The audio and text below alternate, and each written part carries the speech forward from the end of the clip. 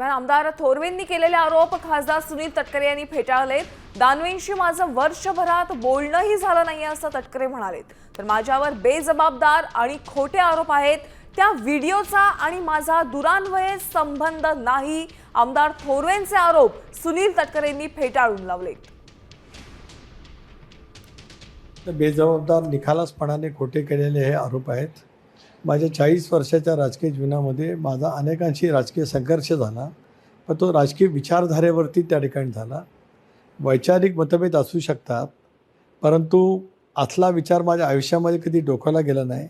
मला कधी माहिती नाही.